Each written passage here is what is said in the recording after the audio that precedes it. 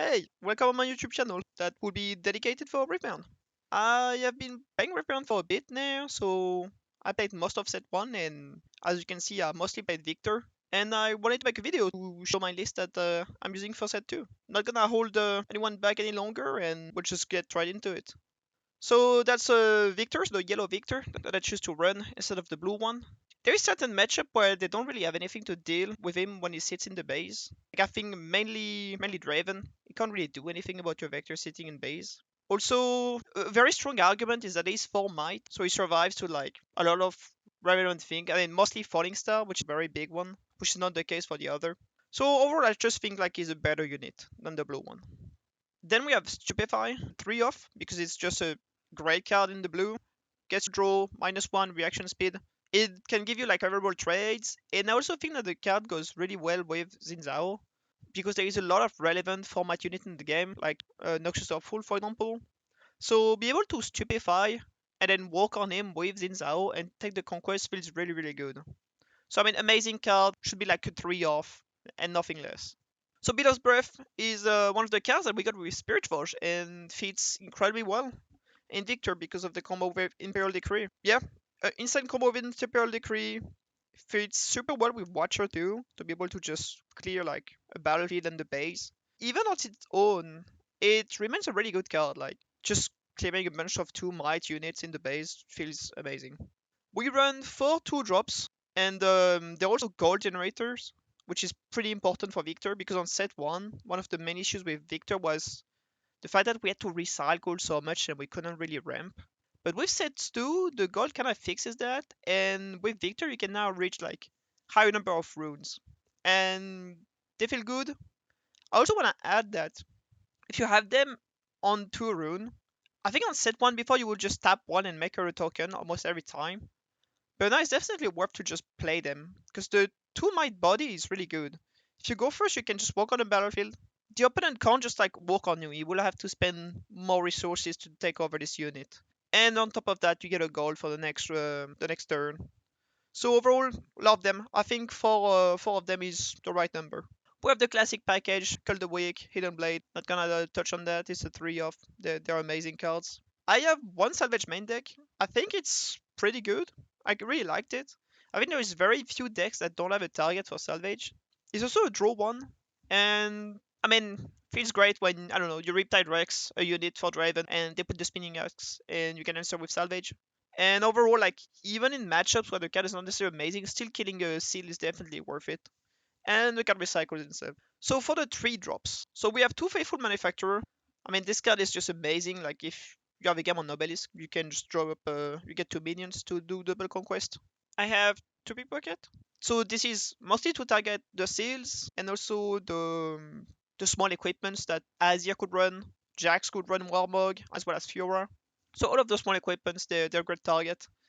On top of that, if you're facing a deck that doesn't have small equipments or seals, since you're running Treasure Hoard on game 1, you can just destroy their gold and get some value out of this. This is where probably my list differs a bit from the others. I do have 2 Lecturing Yordle.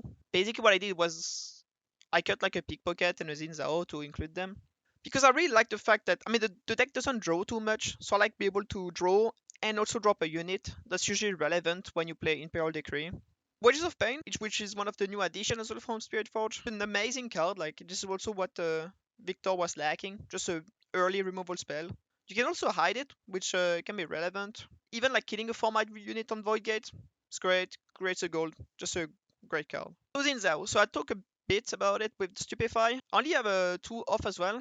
There's scenarios where it feels really bad to just send him, take a point, and then you can't really retreat him, and he gets just killed, and it feels kind of bad. But there's also great scenarios where it would just take over a small unit, and you'd have to spend more resources than that. As well as in the late game, since right now you will only have Watchers and Accelerate unit, it can definitely steal games. One more thing, it survives that Falling Star, it survives, I don't know, Hextech Ray, like a lot of relevant numbers. That's a Vengeance. So this is one of the flex spot in the deck. I put a Vengeance because against deck like Irelia's, if you have it early game, I think it's nice to just kill Irelia and the guy can't really do anything about it because he can't use Defy.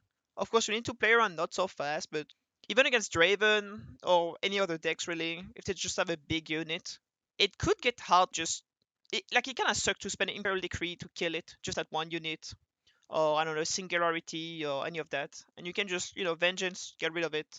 And then you can do like Conquest. And since it only costs 4, you could drop a little bit of board on the side as well. So also 3 Imperial Decree. I think that's most of the list run only 2. The reason why I had 3 is because in my local meta there is basically Dravens and Irelias only.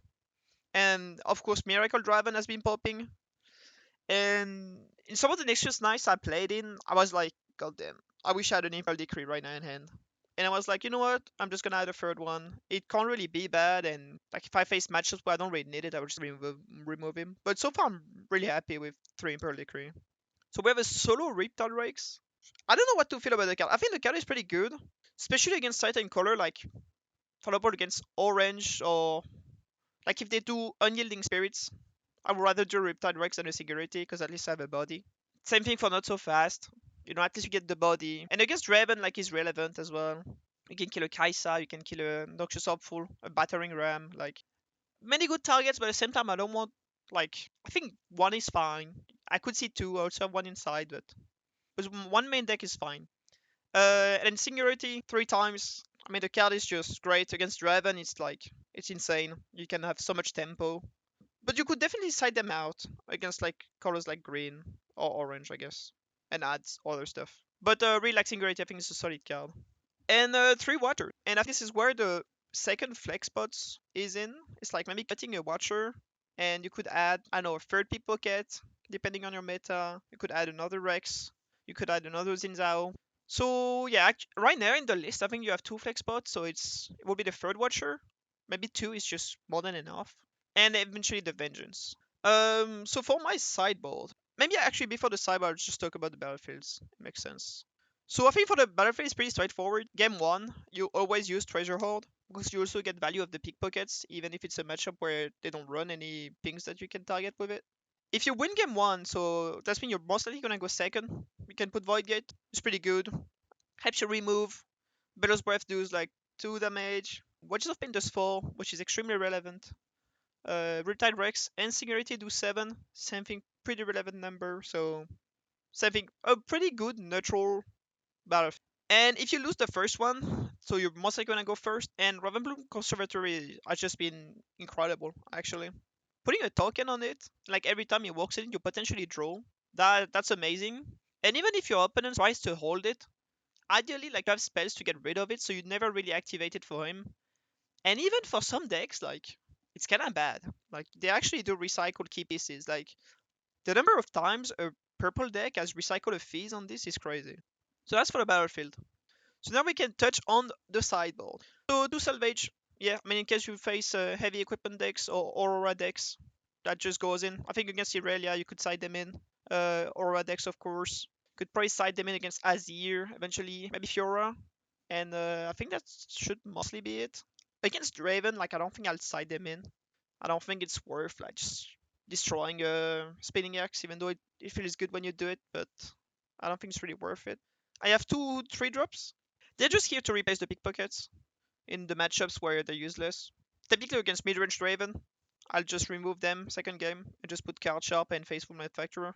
The third pickpocket is, of course, for the decks that play seals, so like Ezreal, Miracle Draven, Rek'Sai. This guy goes in. If you manage to drop him like on the tempo, you actually destroy the opponent's economy as well as creating your own, and it's incredible. Cold Shot becomes way less free when you have this guy coming in. Glass Mixologist. So I had this guy in the main deck, but I removed him because my local meta is just full of purple, and getting Rebuke on this guy is just, I know, game losing. But I kept S2 in the side. I think you mostly want to side them in matchups like, for example, against Kaisa. I think he should be pretty good. I mean, mostly against in matchups where they don't run purple.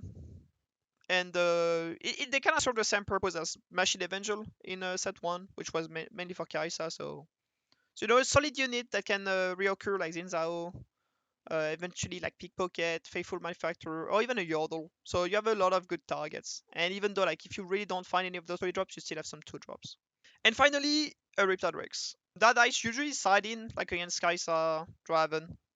those guys, you can take out a Singularity as well against Orange and just side him in.